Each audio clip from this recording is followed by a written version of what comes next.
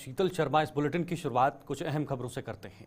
PDP नेता इल्तिजा मुफ्ती आज बिलावर पहुंची, जहां उन्होंने मरहूम मखनदीन के परिजनों से मुलाकात कर शोक जताया है। मखनदीन ने पुलिस कस्टडी से छूटने के बाद हाल ही में आत्महत्या कर ली थी और यह मामला बेहद गर्मा गया था। मखनदीन के परिजनों ने आरोप लगाया था कि मखनदीन से पूछताछ के दौरान पुलिस ने उसे टॉर्चर किया था और यही वजह है कि उसने अपनी जान दे दी। कठुआ प्रशासन के अलावा पुलिस ने भी अपने स्तर पर इस मामले की जांच शुरू कर दी है। तो ये मखनदीन के मामला जो पिछले दिनों में सुर्खियों में आया था, परिजनों ने आरोप लगाया था कि जो मखनदीन से पूछताछ हुई थी और इस दौरान पुलिस ने उसे टॉर्चर किया है, इस वजह से ही मखनदीन को यह कदम उठाना पड़ा है। ये परिवार का आरोप है, परिजनों का आरोप है। लेकिन फिलहाल इस पूरे मामले को लेकर कठुआ प्रशासन ने और पुलिस ने इस मामले को संज्ञान में लेकर इस पर अपने स्तर पर जांच पड़ताल शुरू कर दी है, क्योंकि मामला भी पुलिस से ही जुड़ा है, आरोप भी पुलिस पर ही है और पुलिस ही इस मामले को अब छानबीन करेगी।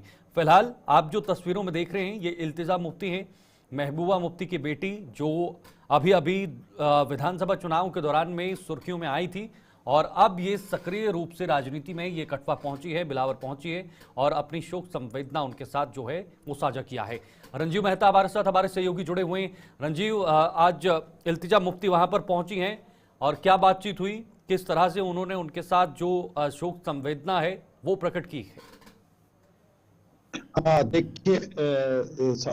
देखिए शीतल, मैं बताऊं कि 2 दिन पहले जो मामला प्रकाश में आया था बिलावर इलाके का, जो कठुआ जिले में पड़ता है, उसके बटोरी गांव का, वहां का एक जुर्म 25 वर्षीय, जिसको पुलिस ने आतंकियों के साथ संबंध रखने के आरोप में पूछताछ के लिए बुलाया था OGW के रिलेटेड।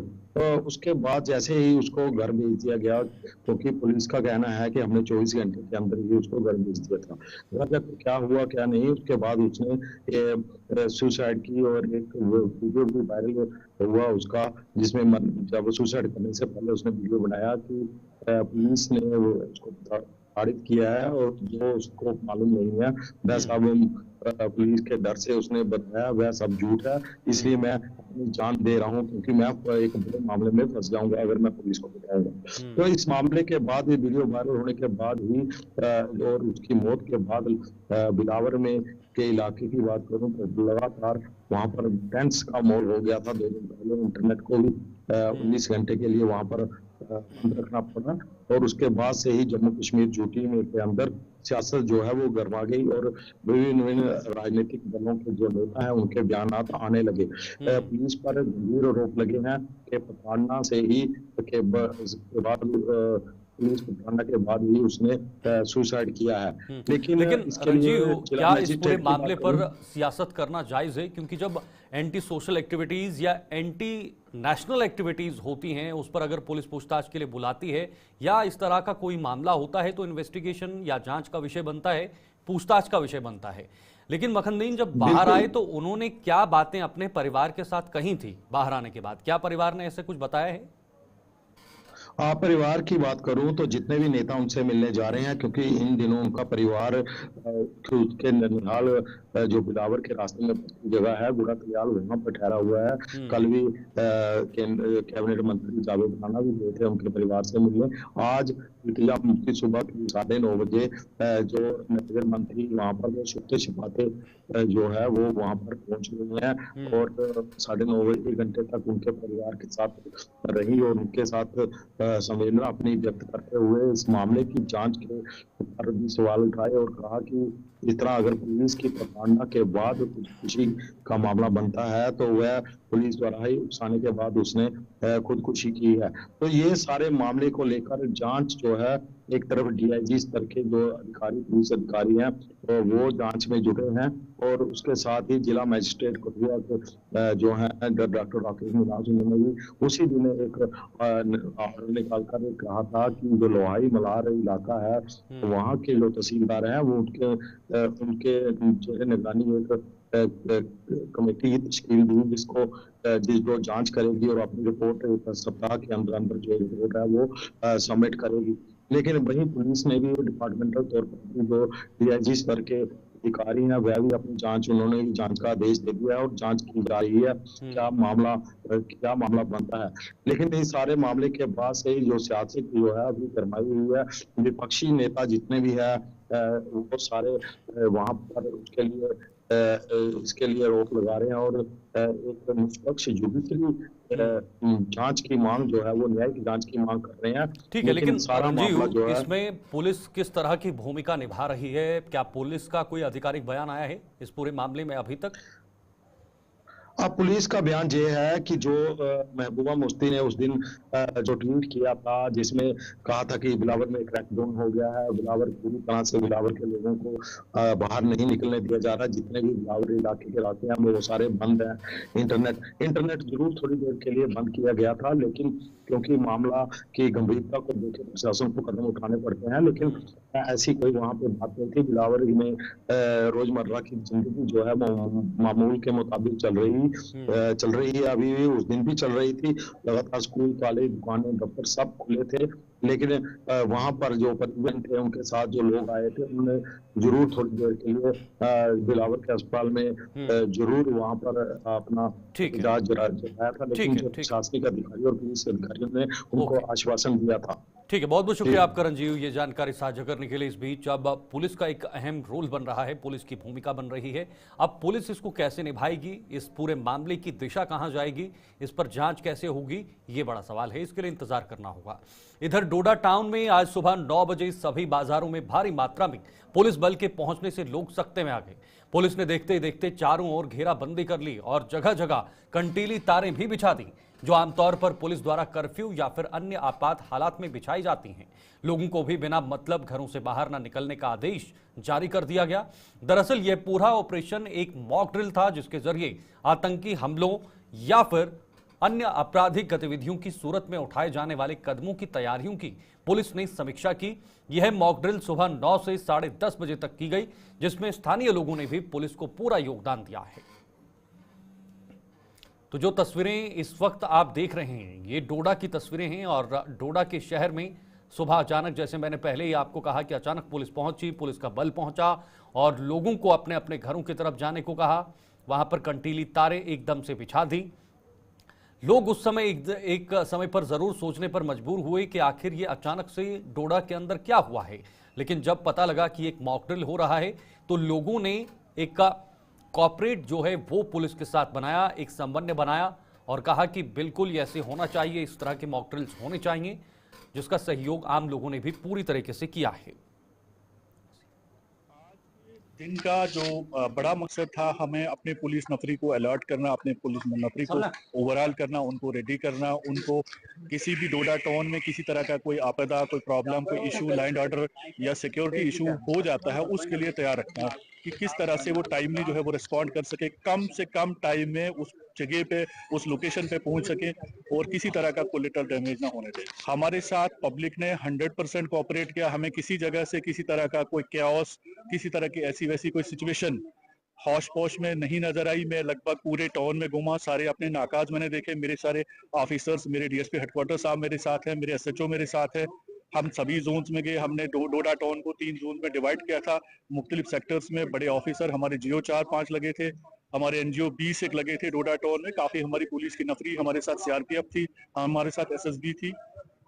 मेन मकसद इसका ये है कि डोडा टाउन में किसी तरह का कोई इशू, कोई लैंड ऑर्डर प्रॉब्लम कभी हो जाए और पुलिस कम से कम टाइम में उसको रिस्पॉन्ड करे, किसी तरह का कोई ज्यादा डैमेज ना हो, कोलेटरल डैमेज ना हो। उससे बचने के लिए अपने पुलिस को, अपने नफरी को, अपने ऑफिसर्स को अलर्ट करना, उनको रेडी करना और उनको ये एक्सरसाइज मतलब प्रैक्टिकल ग्राउंड पे किस तरह इंप्लीमेंट हो, उसके लिए प्रैक्टिस करवाना। बिल्कुल एक्चुअली पैनिक होने की कोई बात नहीं थी। हमने सुबह 7:30 बजे और 8 बजे के बीच में हमारे एसएचओ ने पूरे टाउन में घूम के, गाड़ी में घूम के अनाउंसमेंट भी की थी कि पूरा जो डोडा टाउन है आज 9:30 बजे से 10:30 के बीच में जो है वो बंद रहेगा, लॉकडाउन रहेगा। इस दौरान लोगों से रिक्वेस्ट की गई थी कि वो बिला जरूरत, बिना किसी चीज के वो टाउन में शहर की तरफ ना आए। 10:30 बजे के बाद ही लोगों से इस्तदा की गई थी कि वो टाउन में दाखिल हों और बाकी बिजनेस एस्टेब्लिशमेंट जो है वो ओपन होगी। वसीम गत्तू, अभी हमने वसीम हमारे साथ बने हुए। वसीम, अभी जो अधिकारी हैं उन्होंने साफ तौर पर कहा कि हम एक मॉक ड्रिल कर रहे थे, जो जरूरी भी है। जरा पूरी अपडेट बताइएगा, कैसे पुलिस वहां पर पहुंची और ये मॉक ड्रिल को अंजाम दिया गया डोडा के अंदर। बिल्कुल शीतल, देखिए आपको बताना चाहूंगा, कल ही पुलिस ने जो है लोगों को इन्फॉर्मेशन दी थी कि कल सुबह 9 बजे से लेकर 10:30 बजे तक पुलिस की मॉक ड्रिल रहेगी और जिला डोडा को, यानी कि जितना भी टाउन है, चारों तरफ से इसको बंद कर दिया गया था। चाहे आप पुलडोडा की तरफ जा रहे हैं, किश्तवाड़ की तरफ मूव कर रहे हैं, जो भी इलाके हैं फिलहाल इनको बंद कर दिया गया था।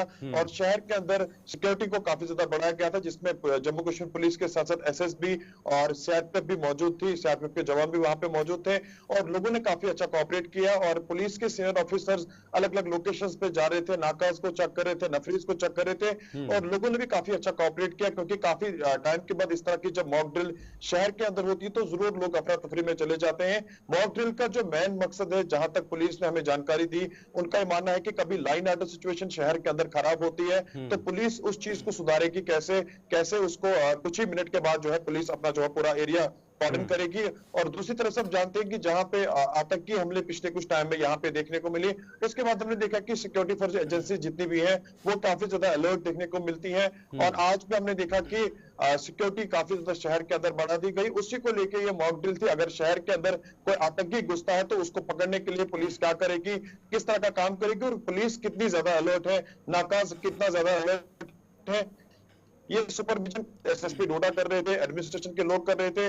और खास करके हम ग्राउंड पे देख रहे थे, एडिशनल एसपी उनके साथ डीएसपी हेडक्वार्टर अजय आनंद जी सुबह मॉर्निंग से ही इस सिचुएशन को मॉनिटर कर रहे थे और लोगों ने भी काफी अच्छा कोऑपरेट किया। पुलिस की जो नफरी थी उन्होंने लोगों को पूरा अवेयर किया कि ये आखिर है क्या, इसके पीछे सच्चाई क्या है, क्यों इस मॉक ड्रिल को किया जा रहा है। लगभग 9 बजे से 10:30 बजे तक तस्वीरें थोड़ा सा शहर के अंदर आप देख रहे हैं कि किस तरह से हटके थी। शहर के अंदर जितनी भी शॉप्स है वो सारी कंप्लीट तौर पर बंद थी, जितनी भी गलियां हैं वो सारी बंद थी और जितने भी इलाके के रास्ते हैं, यानी कि जो भी रास्ते जुड़ते हैं, जैसे पुलोटा का रास्ता है, नवित का रास्ता है या बाकी सारे, खाली मेडिकल इमरजेंसी जो मेडिकल कॉलेज के लिए लोग जाना चाहते थे उनको इजाजत दी जा रही थी। बिल्कुल वसीम, इसके अलावा भी और भी कई सारे मुद्दे हैं जो डोडा में इस वक्त आकर्षण बन रहे हैं, चाहे वो चोरी डकैती का मामला हो, क्राइम का मामला हो, ट्रैफिक जाम का मामला हो, या फिर बाकी अन्य मामले, जैसे आपने लॉ एंड ऑर्डर की बात कही, या फिर आतंकियों के हमले जो लगातार 2024 में देखने को मिले। तो क्या ये मॉक ड्रिल इम्पैक्टफुल हैं इस नजरिए से? देखिए, ये मॉक ड्रिल हम ओवरऑल ऐसे भी देखते हैं, जब पुलिस इस तरह का नाका कहीं पे लगाती है, जो नाकाज आपने देखे होंगे वहां पे किस तरह से पे हर आने जाने वाले लोगों पर नजर रखती है।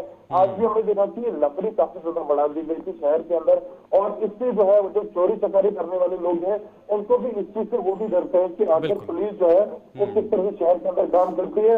और जहां तक आतंकी हमले आपने पिछले दिनों की बात कही, तो शहर के अंदर हम तो ये कहेंगे कुछ टाइम पहले ही आतंकी हमले यहाँ पे हुए, अब तो ऐसा यहाँ पे नहीं देखने को मिलता है। और उस सिचुएशन के बाद हमने देखा कि पुलिस ने इस तरह की मॉक ड्रिल चलाई और ये मैसेज काफी अच्छा जाता है। पब्लिक भी आज कुछ पब्लिक से जहाँ पे हमने बात की, पब्लिक तो पहले थोड़ा सा परेशान हुई थी कि शहर के अंदर ये हालात किस तरह के बन रहे थे, क्योंकि कंप्लीट तौर पे मैं ये बताऊं कि लॉकडाउन देखने को मिलता था और कुछ मिनट के बाद ही पुलिस ने जब इस तरह की अनाउंसमेंट की और कुछ मिनट के बाद ही हमने देखा कि शहर की तस्वीर थोड़ा सा हट के देखने को मिली, लोग थोड़ा सा परेशान हुए।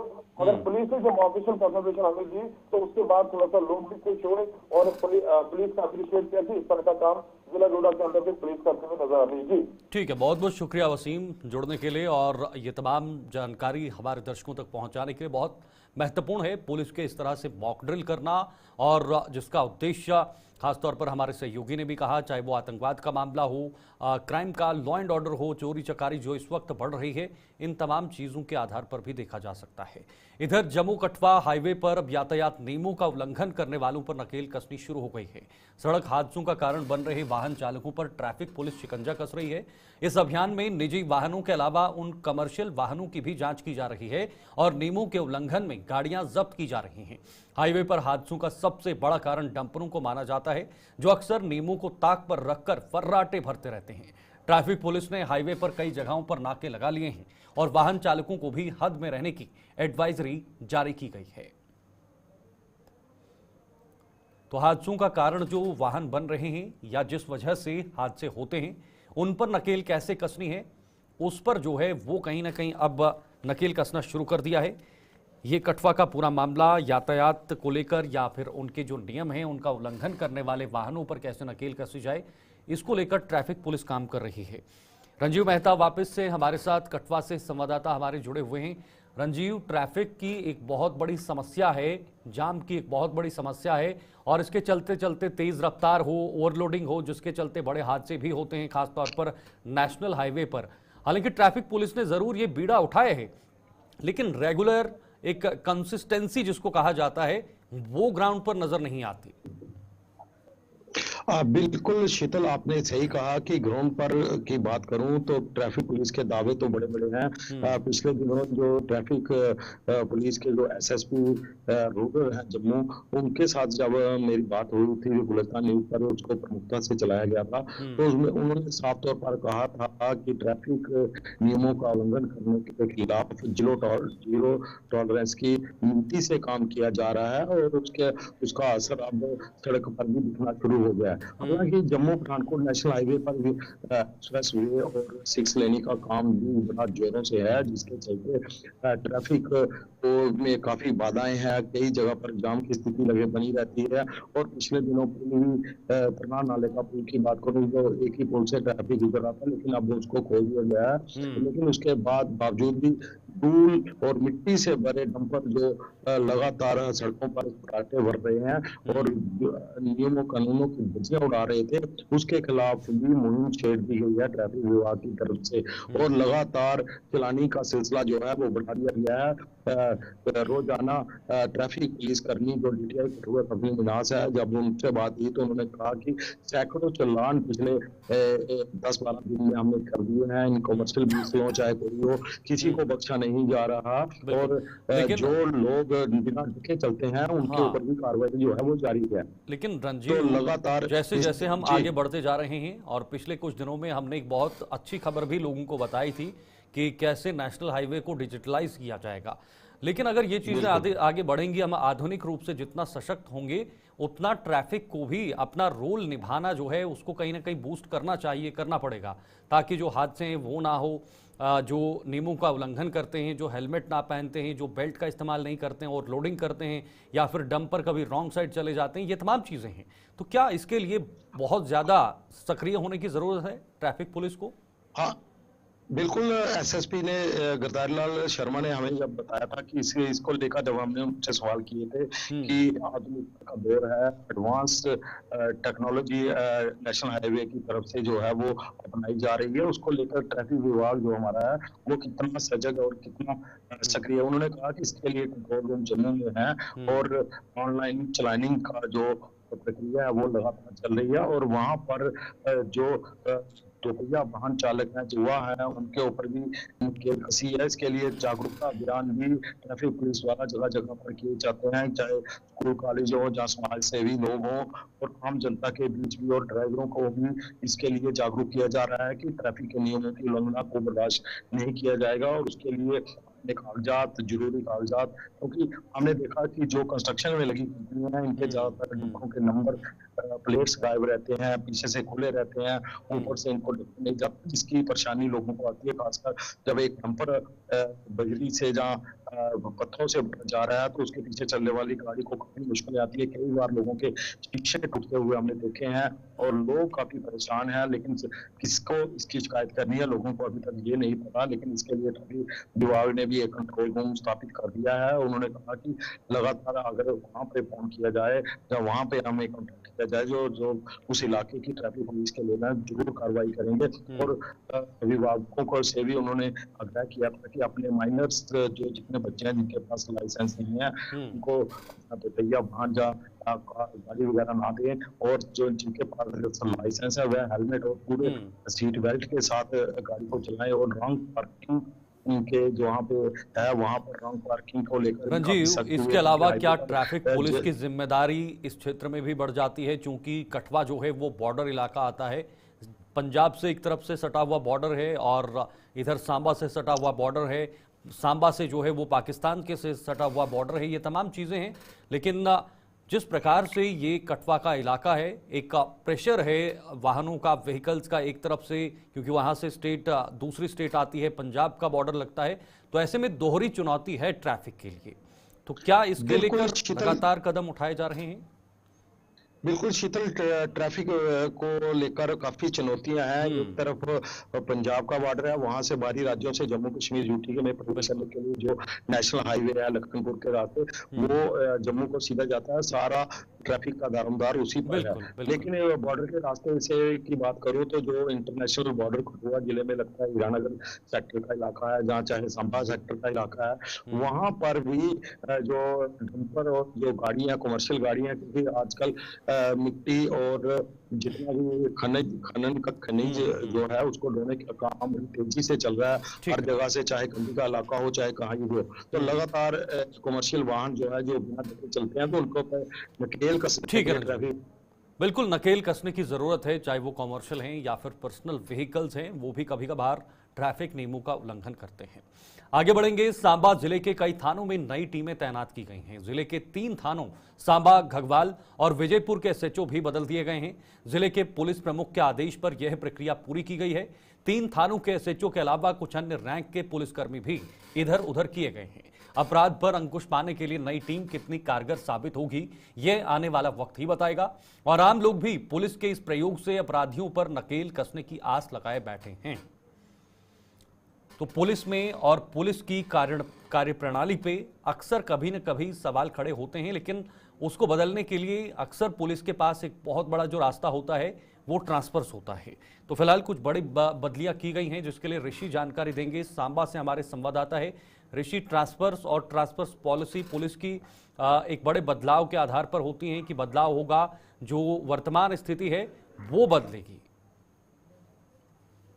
बिल्कुल शीतल, आपको बता दें कि देखिए, पुलिस के ऊपर भरोसा होता है लोगों का, और उस भरोसे के ऊपर किस तरह से खरा उतरना है, उसको लेकर पुलिस भी लगातार वचनबद्ध है। और काम करने की एक जो उनकी मुहिम है, उसमें हम देख रहे हैं कि काफी एक नई चीजें हमें देखने को मिले। रणनीति तैयार करके पुलिस इस समय काम कर रही है, लेकिन भरोसा और ज्यादा बनाया जाए लोगों के बीच में, पब्लिक के हितों को ध्यान में रखा जाए, तो वक्तन वक्तन इस तरह के मेजर रिशफल जो वो देखने को मिलते हैं हर एक विभाग में। लेकिन पुलिस विभाग की अगर बात करें, जिला पुलिस सांबा की, तो यहाँ पर एक मेजर रिशफलिंग हमें देखने को मिली है, जिसमें कई थाना प्रभारी मिली है, जिसमें कई थाना प्रभारियों को जो है वो नए थाने दिए गए हैं। वहां से कईयों को तबादला किसी और जगह पर किया गया है। तो मैं मोटे तौर पर आपको बता दूं कि 3 अहम थाने जिला सांबा के, जिसमें सांबा, विजयपुर और घगवाल, यहां तीनों पुलिस स्टेशन में नए एसएचओ की तैनाती कर दी गई है। जिसमें अगर बात करें तो जो सांबा एसएचओ है, अब वो सिकंदर चौहान होंगे। इसी के साथ विजयपुर की बात कर ले तो वहां पर सुशील शर्मा होंगे। और यहां पर भी एक नए एसएचओ का अभी नाम जो वो सामने नहीं आया घगवाल का, लेकिन वहां पर भी नए एसएचओ की तैनाती कर दी गई है। तो है ये काफी इंपॉर्टेंट माने जाते हैं। देखिए, घगवाल का थाना जो है ये बॉर्डर के अंडर, बॉर्डर भी इसके अंडर आता है।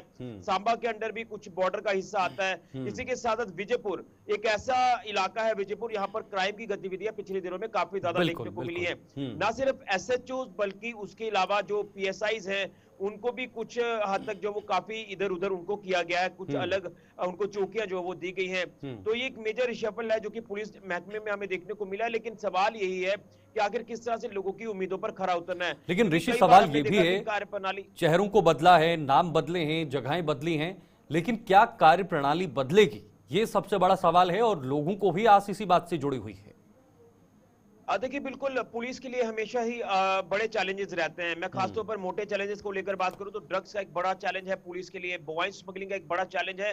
और बीते कुछ दिनों से जो चोरियों की वारदातें पेश आई है पूरे जम्मू संभाग में, तो ये भी एक बड़ा चैलेंज जो है वो बना हुआ है। लेकिन सबसे बड़ा चैलेंज मैं ड्रग्स को लेकर आपको बता दूं कि ड्रग्स को लेकर पुलिस कई अपनी बड़ी कार्रवाई को अंजाम देती है और कई लोगों को इसमें गिरफ्तार करती है। लेकिन लोगों का सवाल अक्सर ये रहता है कि छोटे जो तस्कर है उनको तो पुलिस गिरफ्तार कर लेती है, लेकिन जो बड़ी मछलियां हैं उनके तक पहुंचना जो है वो जरूरी हो जाता है। तो मुझे लग रहा है कि ये जो टीमें यहाँ पर नई तैनात की गई, नए चेहरे जो वो पुलिस विभाग में लाए गए हैं, तो यही लोगों को भी उम्मीद होगी इनसे कि ये भी सख्ती से पेश आएंगे क्रिमिनल्स के साथ, जो तमाम तस्कर हैं, पशु तस्करों या बोवाइन नशा तस्करों। बिल्कुल, ये 3 आपको नहीं लगता ऋषि, ये सबसे 3 मेजर प्रॉब्लम्स और मेजर चुनौतियां हैं, चैलेंजेस हैं पुलिस के सामने? ड्रग तस्कर हो, पशु तस्कर हो, या फिर क्राइम का रेट जो बढ़ रहा है?